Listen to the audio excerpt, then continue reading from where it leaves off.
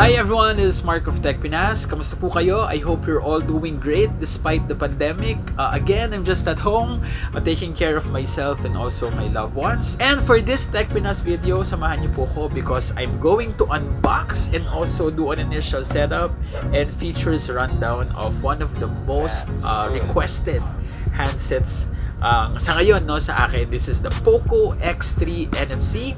So, if you're interested sa telepono na to and you're currently thinking about buying it, join me. Let's go! Alright, so let's start. Simulan natin by removing this plastic cover using my Swiss knife. Okay. Start tayo dito. Alright. And let's pull the plastic off. Yeah. And there you go. Alright, so as you can see, this is the POCO X3 NFC official package here in the Philippines. And for me, medyo interesting siya, no? So this is essentially a black box with yellow accents or yellow lettering. Parang ano, no? This is positioned against another brand na ano naman, na fini-feature din natin sa Tech Pinas. So, okay, so let's take a closer look at the box. So as you can see here, this is the POCO branding and the name X3 NFC. Okay, so on this side, you have POCO X3 NFC. And then you also have this message with easy access to the Google apps you use most.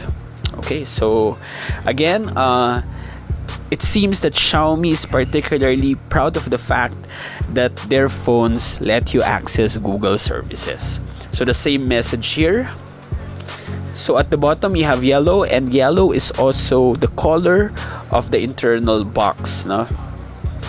And then here at the rear you have POCO X3 NFC in cobalt blue.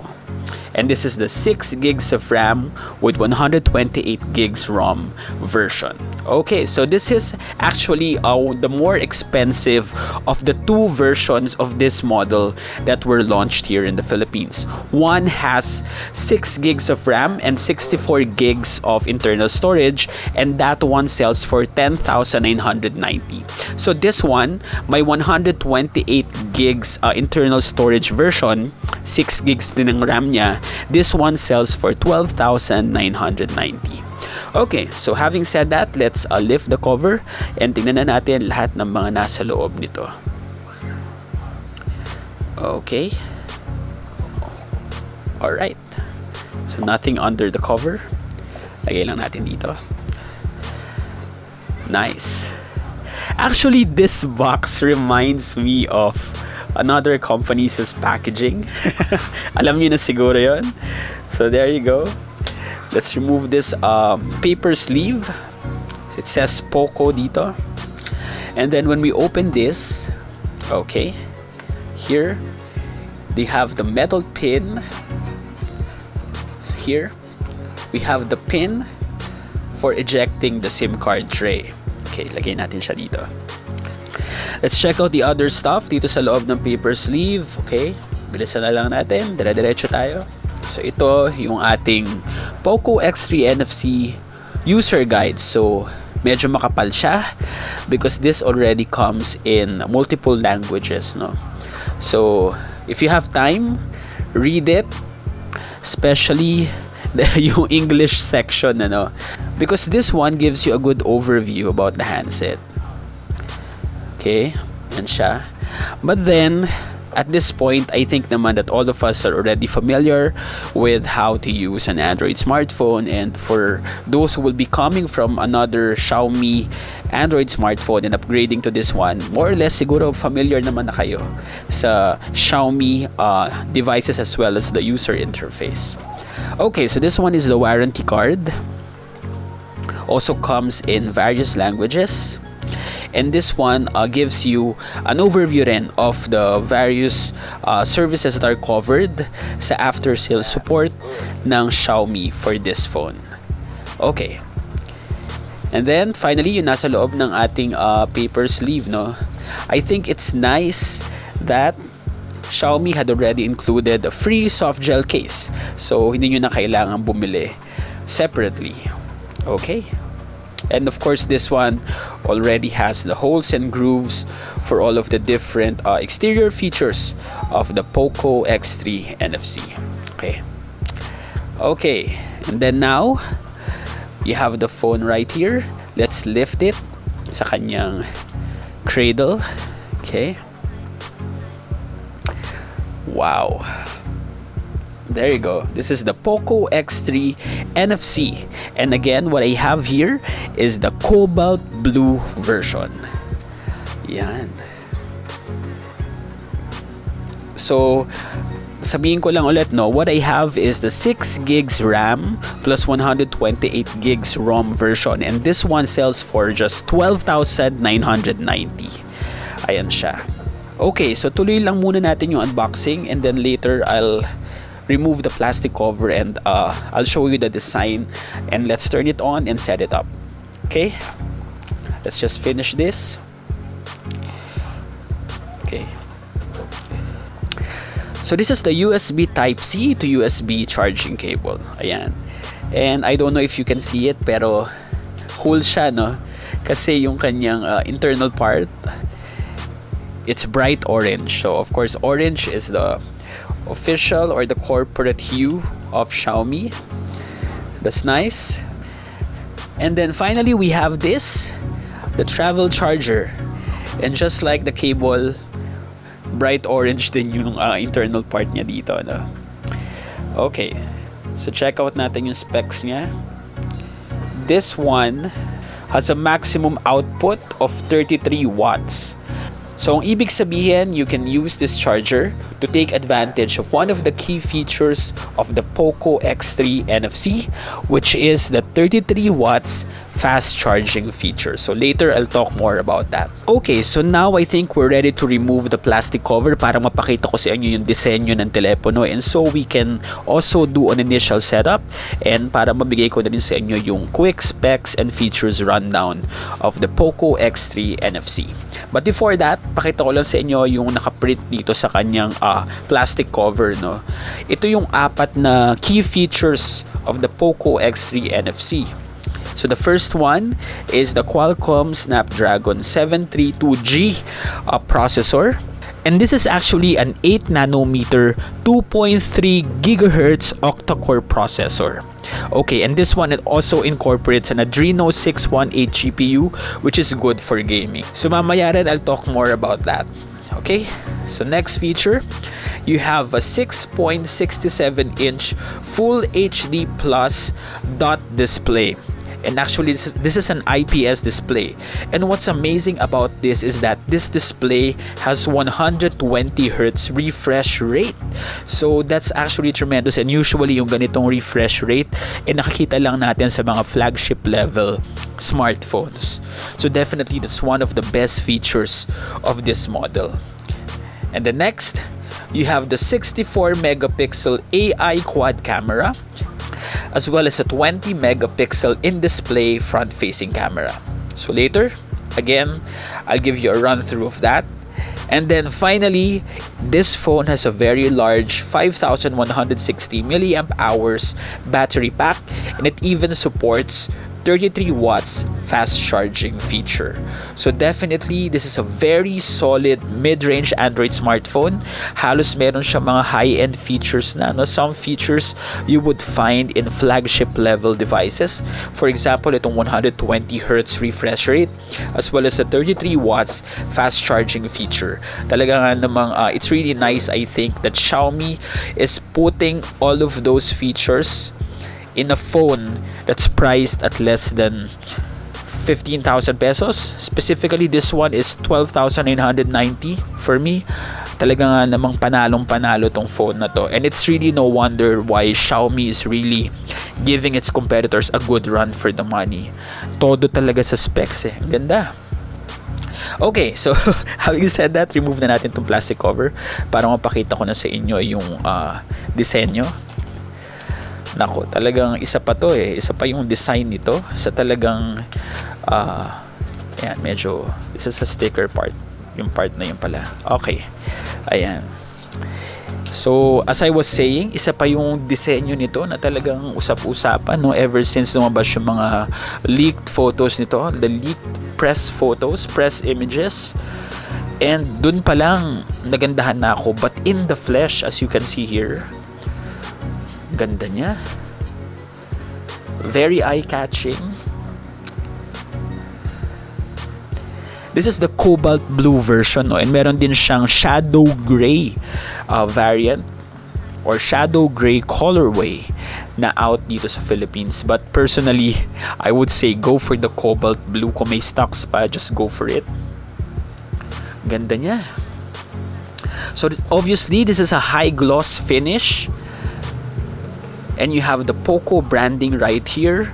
And you have the circular camera module. It reminds me actually of the circular camera module of the Nokia Lumia 1020, if you remember that one. But actually, yung design lang niya yung circular. The module itself, as you can see here, ayan siya, no? Para siyang, it's like an oval na flattened yung top part and the bottom part. And this one houses 4 cameras as well as the LED flash right there. So I don't know if you can see it, pero mayroon din siyang mga words dito. It's 64 megapixel AI super camera. And sa baba naman, it's designed by POCO. Really nice. So apart from the high gloss finish, makikita niyo meron din siyang mga micro lines dyan, ano, that help make the design look more interesting. Kita naman ninyo, no? Para siyang nag-glow depending on how light hits it. Okay, so definitely pagdating sa design, napakaganda ng telepono na to. Okay. As many of you know, blue is also my favorite color, so talagang partial ako dito sa cobalt blue colorway. So check this out, kung bibili kayo nito, I would suggest go for the cobalt blue. Iba yung dating niyan, lakas ng dating. Sobrang eye-catching, very very handsome, I think. Okay, so moving around the phone, no, para mapakita ko sa inyo yung mga exterior features niya. This is the right side, and the right side has the power button right here, and also the volume rocker. So the power button incorporates the phone's fingerprint sensor. Ayan siya, so it's flat. So if you need to turn on the device and unlock the interface in one touch lang or in one press, magagawa nyo na yun. Okay, so there you go. That's the right side. Now, dito sa left side, ang feature dito, andito yung ating tray containing the SIM card slots. So, I'll eject that para makita natin kung ano yung laman niya. Okay, do it slowly. So, using the provided pin, yan, para mapakita ko na sa inyo. And there you go. And as you can see, this phone has 2 nano SIM card slots, but the secondary nano SIM card slot is actually hybrid, which means that it can also take in a micro SD card slot na makakatulong sa inyo para ma-expand ang storage of this phone in case you need more space for your large files o talagang marami kang mag-keep ng files sa telepono. Then you might want to take advantage of that feature, get a micro SD card para lalong lumaki yung storage ninyo. Okay, so moving forward, dito tayo sa taas. As you can see, medyo there are a few holes right here. Meron tayong hole dito, and I think this one is for the microphone because this one can record stereo sound. And this one, I think this small hole right here, I think that's for the infrared, no? For the infrared blaster. And that is actually a very cool feature sa mga Xiaomi smartphones currently. I think this is also available on some of their lower mid-range Android smartphones and even sa mga entry-level smartphones nila. I think that the infrared blaster is very useful because that turns this phone and other Xiaomi smartphones into a remote control for your other devices at home, like a remote control, no, for example for your TV, or even for example for your aircon or your air cooler, or even your fan. Actually sa kwarto ko, I lost the remote control for my air cooler, so it's a fan with a Actually, nalagyan mo siya ng yellow atat para lumamig. So I lost my remote control for that, and I just downloaded an application from the Google Play Store. At nagamit ko isa sa mga Xiaomi phones ko. Apart from, of course, using it as my daily phone, one of my daily phones, nagagamit ko rin siya as a remote control for my other devices at home. So that's really a handy feature. So dito na tayo sa rear part ng POCO X3 NFC. This one is the 3.5mm audio jack. So it's nice na meron pa rin siya nito because some companies are already removing this feature on their smartphones, and I really think that it's still a must-have dahil marami pa rin mga magandang wired headsets that are out in the market. Okay, next, you have the USB Type-C charging port, and then you have another small hole for your microphone, and this row of holes is for your loudspeaker. Later, I'll talk more about the face, but let's do an initial setup of our POCO X3 NFC. Okay? Okay, let's long press on the power button and set up the device. Yan. Says POCO, and here, powered by Android. Then MIUI. So this one has the MIUI 12 user interface on top of Android 10 operating system. And actually, MIUI pala has a slogan, no? It says, yours alone. Okay, that's nice. Very exclusive. Next, choose language. Okay, I'm just gonna choose English United States for this unboxing. And here you can also increase the text size, or you can stick to the default one. So default lang tayo. So automatic, pinili niya na Philippines, good. So let me just connect to our Wi-Fi network. So next, if you have time, read the terms and conditions, but for this unboxing, we're just gonna agree to them, no? Okay. Next, so the phone will check for SIM card. Insert SIM card. Okay. Skip muna natin yan. The phone will check for updates and install updates as well. Okay, here you can copy apps and data from your older phone into your new POCO X3 NFC. So this is a useful feature if you're upgrading. But for now, I won't copy. Diretso lang tayo. Again, the phone will check for info. Okay, I'll just sign in to my Google account. Here you can turn on or turn off some Google features. I like all of them actually, so accept lang. Here, continue setup, just continue. Now for Google Assistant, dito you can turn on or turn off all of these Google Assistant features. So for now, off muna natin sila. Now this is for your voice match. So sabi dito, it has already recognized my voice because I've already set up Google Voice numerous times on the phones that I review. Good job. Next. So here, you may opt to do all of these things. You can change the font, review additional apps, change wallpaper, or add another email account. But for now, no thanks. So the phone will add finishing touches. Okay, so here, you can sign in to your Mi account, and marami din tayong mga benefits dito, no? For example, including cloud storage, but for now, skip muna natin. The POCO X3 NFC has multiple privacy and security features. Kasama na dyan yung facial recognition na integrated sa ating front-facing camera dito sa punch hole na to. And then it also has your usual pattern or passcode screen lock. And isa sa mga pinaka-convenient gamitin, obviously, ay ang ating fingerprint scanner or fingerprint sensor dito. Okay, so let's set up the fingerprint scanner. But before that, we have to set up either a pattern pin or passcode unlock. So pattern muna tayo. So this is how you register your fingerprint. So all you have to do is to keep tapping on the fingerprint scanner right here that's integrated with the power button. So let's just keep tapping. So siguraduhin daw na malinis. Okay. Ayan.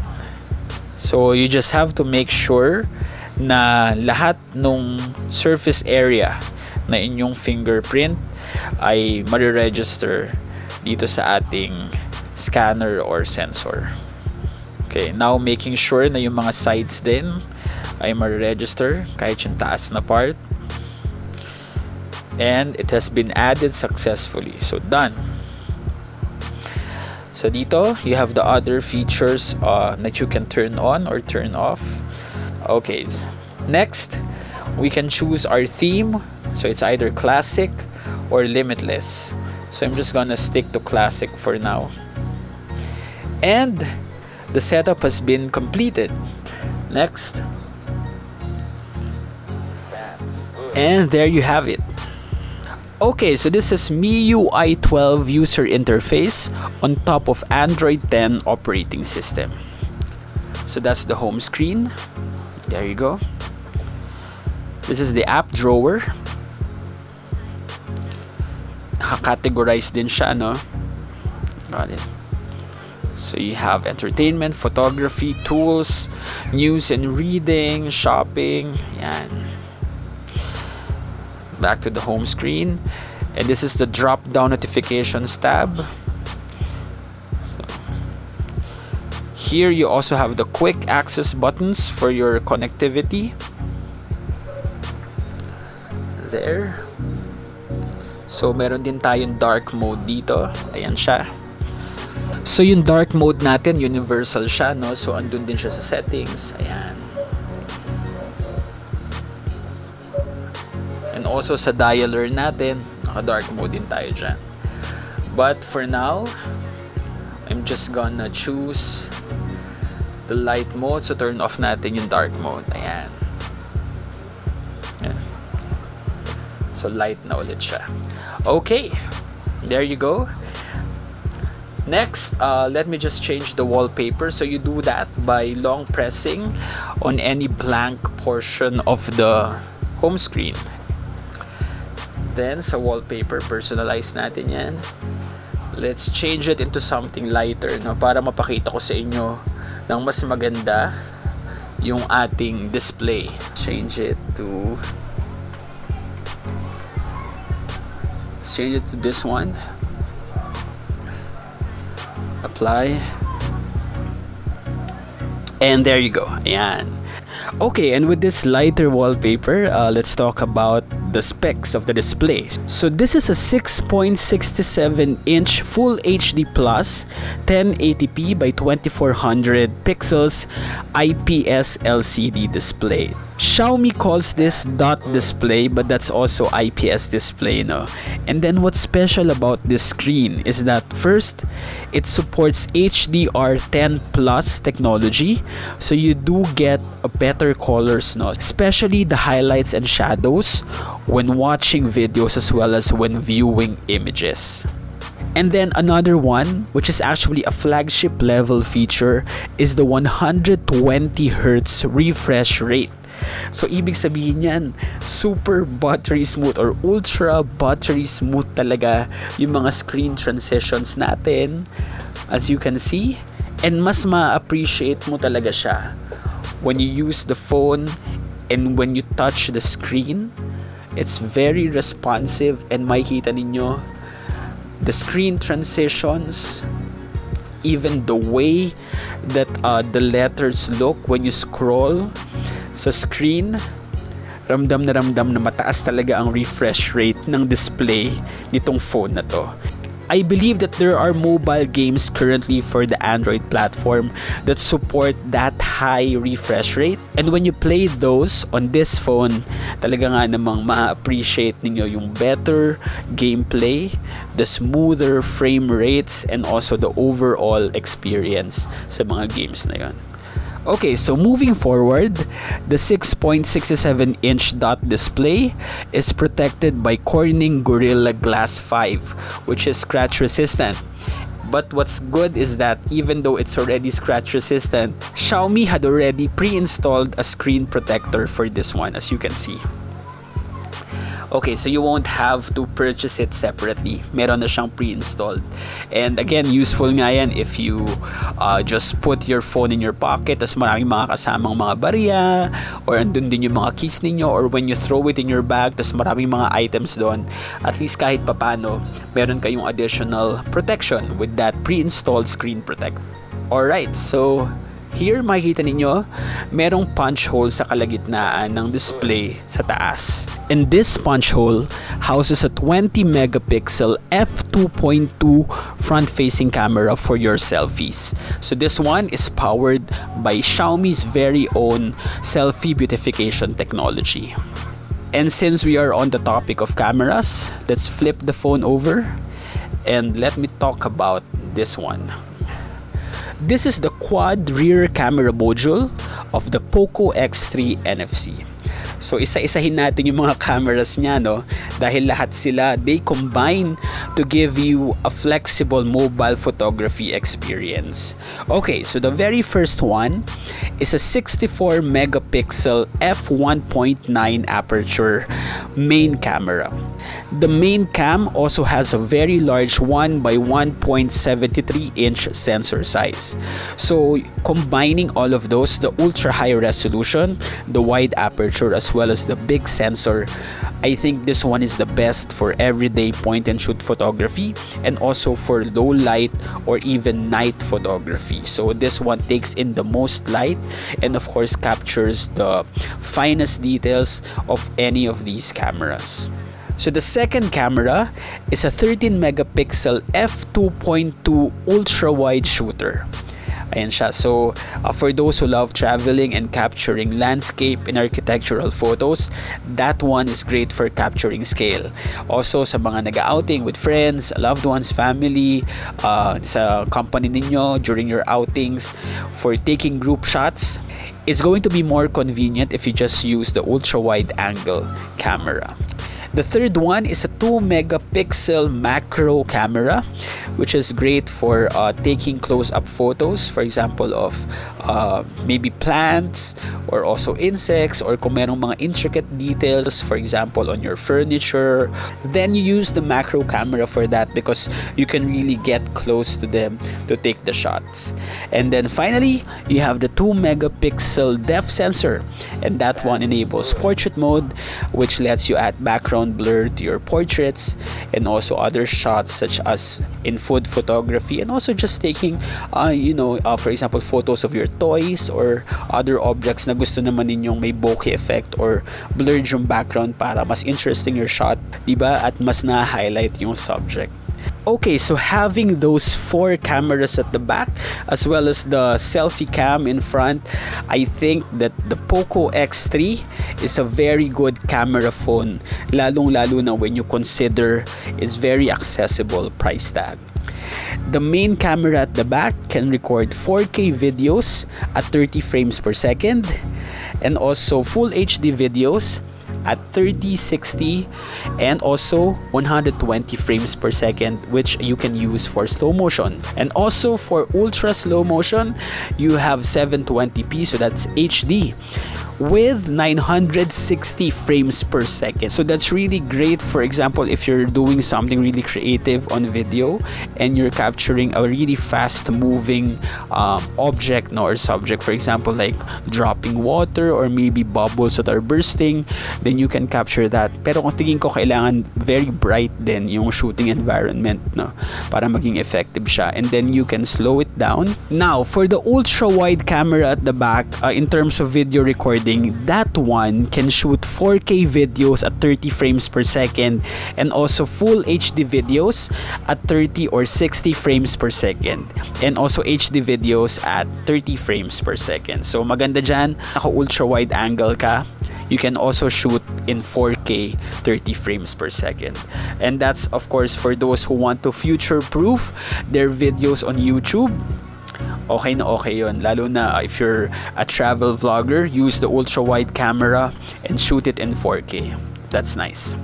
Now, for vloggers and YouTube content creators who prefer using their phone's front-facing camera in recording their talking head shots, then the selfie cam of the POCO X3 NFC can shoot Full HD videos at 30 frames per second.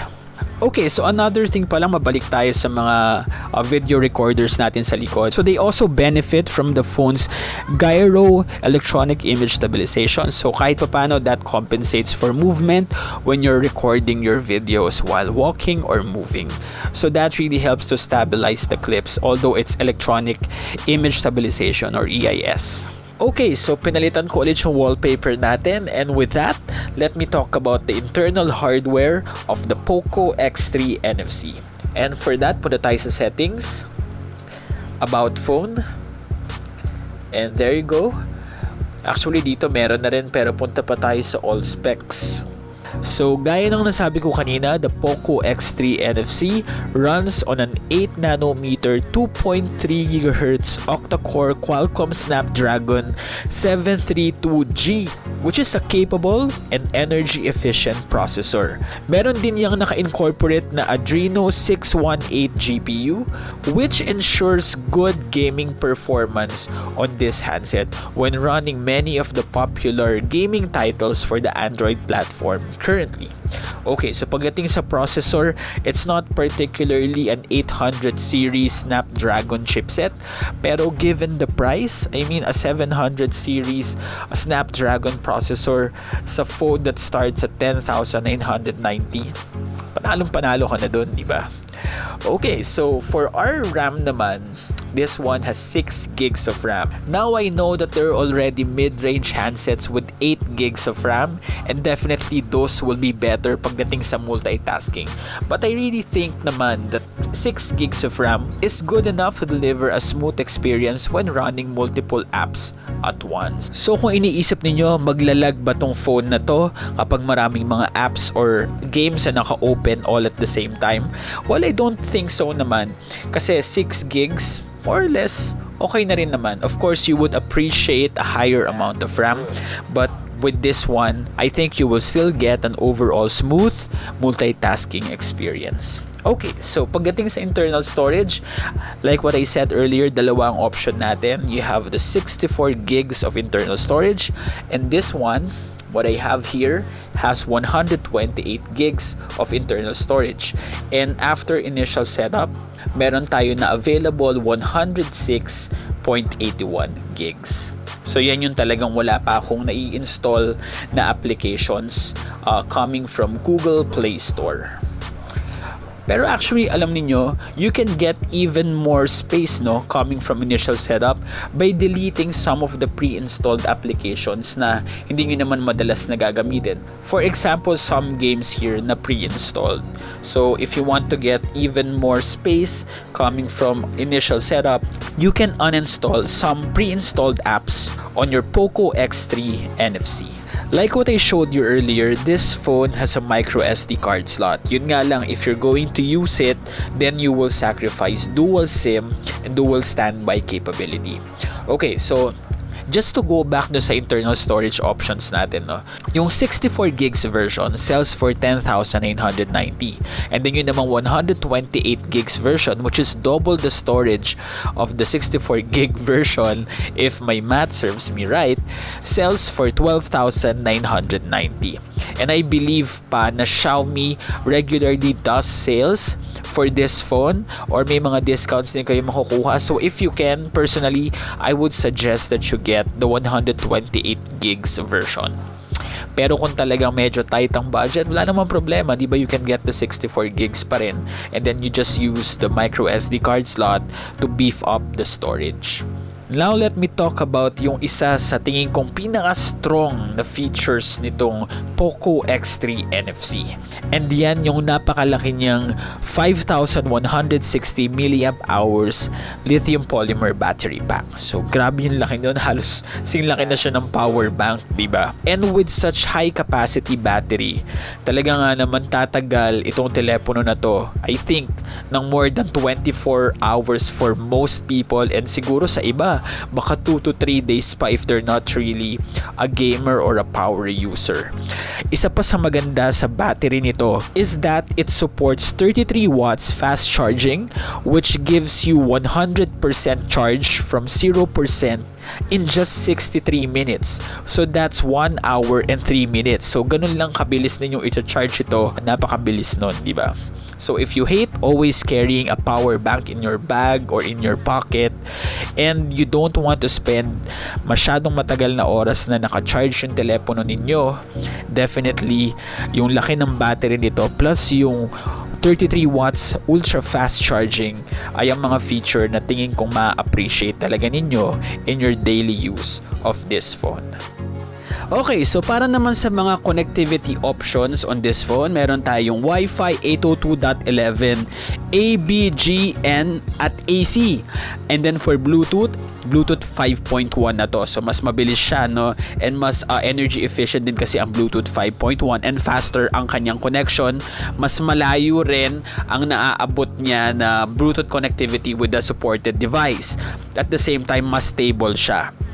Okay, so next, it also supports 4G LTE-A mobile connectivity. Then meron tayong FM radio.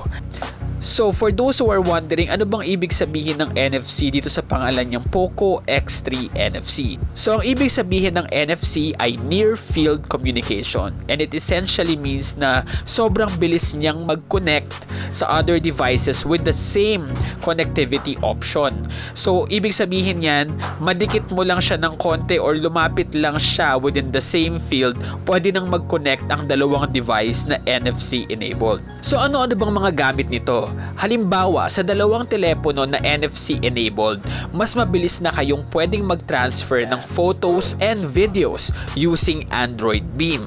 So kung meron ka rin naman na NFC enabled na mga Bluetooth speakers, ilapit mo lang ng konti yung telepono mo dun sa speaker, connected na rin siya. So ganun siya kabilis, no? So marami siyang binabypass na processes or procedures in pairing devices. That's one of the advantages. And then of course, moving forward, dahil nga sa ngayon na may pandemic tayo, syempre marami tayong mga safety protocols. In the future, I would imagine that NFC will also be used for touchless payments, di ba? So in the future, kung magkakaroon tayo ng mga online payment services that will support that, all you have to do is to tap your phone do sa mga NFC tags for payment, and automatic magsisend na rin yung payment ninyo without having to touch cash or to touch hands or to make any contact. Okay, so that's one of the advantages of NFC. So I guess this technology is also one of the things that future-proofs this model, the POCO X3 NFC. Okay, so to wrap up, bigay ko lang sa inyo yung listahan ng mga features nitong POCO X3 NFC na mga dahilan ko rin kung bakit nire-recommend ko to sa lahat ng mga gusto nang mag-upgrade ngayon coming from their entry-level smartphone or their aging mid-range Android smartphone. So unang-una dyan, gaya ng nasabi ko kanina, napakaganda nitong telepono na to. The design is really eye-catching, and lalo na itong cobalt blue version, as you can see, definitely napaka-elegante niyang tignan, very sophisticated ang look, and at the same time, I don't think it looks too corporate or too serious. So para sa mga young consumers, lalo na tong cobalt blue version, sa tingin ko magugustuhan nyo talaga yung itsura nito. Maganda rin tong circular camera module niya sa likod, so it looks very interesting. And speaking of the cameras, itong apat na camera na to makes the POCO X3 NFC a really good camera phone, especially considering its price. So you have the 64 megapixel main camera, the 13 megapixel ultra wide camera, 2 megapixel macro or close-up camera, and the 2 megapixel depth sensor. So lahat ng yan, it really makes this phone a very flexible camera phone for you. Now, for those who love to take selfies, 20 megapixel din to. And then like what I said, very solid din ang video recording capabilities for vloggers, YouTube content creators. The main camera and the ultra wide camera, 4K, 30 frames per second yan. Sa harap naman, full HD, 30 frames per second. Okay, now, dahil nandito tayo sa harap, I would say that the display of the POCO X3 NFC would have to be truly its strongest feature. So this one is a 6.67-inch Full HD IPS display, pero ang special dito, it's already HDR10 Plus enabled, and at the same time 120 Hz ang refresh rate niya, a refresh rate na madalas nakikita lang natin sa mga flagship level smartphones. So that results really in ultra smooth or buttery smooth screen transitions, as you can see. At ramdam na ramdam nyo yan, o kitang-kita nyo yan with the touch response. Ganda. Very, very impressed with the display of the POCO X3 NFC.